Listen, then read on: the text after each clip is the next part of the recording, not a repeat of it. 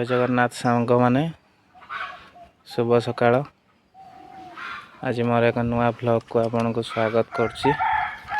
ଆପଣଙ୍କୁ ଆଜି ଗୋଟେ ଏମିତିଆ ଜିନିଷ ଦେଖିବେ, ଆପଣ ଦେଖିଥିବେ କିନ୍ତୁ ମୁଁ ତ ଏଇଟା ଫାର୍ଷ୍ଟ ଟାଇମ୍ ଦେଖୁଛି।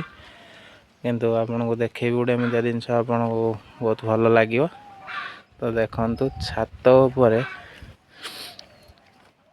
ଆମର କେତେ ସୁନ୍ଦର ଭାବରେ ଗଛ ସବୁ ଲଗାଯାଇଛି, ଯେମିତିକି ପନିପରିବା ଗଛ। ଆପଣମାନେ ଦେଖିଥିବେ ଛାତ ଉପରେ ଫୁଲ ଗଛ ଲଗାଯାଏ, କିନ୍ତୁ ଏମିତି କିଛି ପନିପରିବା ଗଛ ଲଗାଯାଇଛି ଯେଉଁଟାରେ ବି ଫଳ ଫଳୁଛି ଆଉ ଖାଉଛନ୍ତି। ତାକୁ ଅତ୍ୟାଧୁନିକ ମାଧ୍ୟମରେ ଗୋଟେ ନ୍ୟୁ ଷ୍ଟାଇଲରେ, ଯେଉଁଟାକି ଆମର ମୋ କକା ଜଣେ ତ ସେ ସବୁ ବନେଇଛନ୍ତି।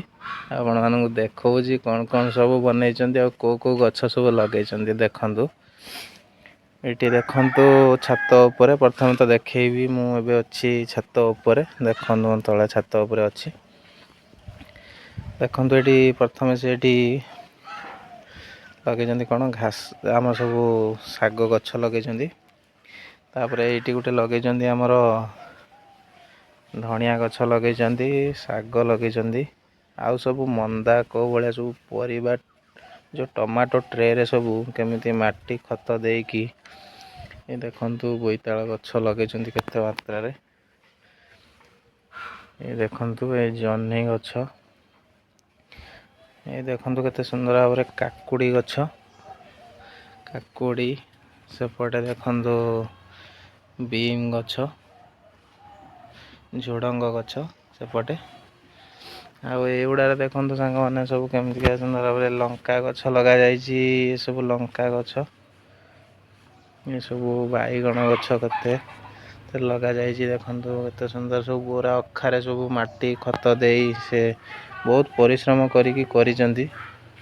କେତେ ଆଇଡ଼ିଆ ଖର୍ଚ୍ଚ କରି ସେ ବି ଏମିତି ମୋବାଇଲରେ ଦେଖିକି କରିଥିଲେ, କିନ୍ତୁ ଏତେ ସୁନ୍ଦର ଭାବରେ ବନେଇଛନ୍ତି ଯେ ମୁଁ ଦେଖିକି ବହୁତ ଖୁସି ହେଇଗଲି। ମାନେ ଯାହା ହଉ। ଫୁଲ ଗଛ ବି ଦେଖନ୍ତୁ, ସବୁ ଗେଣ୍ଡୁ ଗଛ କେମିତି ସବୁ ଡେଙ୍ଗା ଡେଙ୍ଗା ଗଛ ସବୁ ଲଗେଇଛନ୍ତି, ଆଉ ବହୁତ ସୁନ୍ଦର ଲାଗିଲା। ଟମାଟୋ ଲଗେଇଥିଲେ, ଟମାଟୋ ବି ଧରିଲାଣି। ଦେଖନ୍ତୁ ସାଙ୍ଗମାନେ, ଟମାଟୋ ଧରିଲାଣି। ଆପଣ ବିଶ୍ୱାସ କରିପାରୁନଥିବେ, କିନ୍ତୁ ଏଇଟା ସତ। ଏଠି ସେ ଆହୁରି ଖାଲି ଏତିକି କରିନାହାନ୍ତି, ଜାଲ ସବୁ ବାଡ଼ରେ କରିକି ଏ ଯେଉଁ ଗଛ ସବୁ ମାତିବା ପାଇଁ ତାକୁ ସବୁ ବନେଇଛନ୍ତି, ବାଉଁଶ ଆଉ ଜାଲ ଦେଇକି।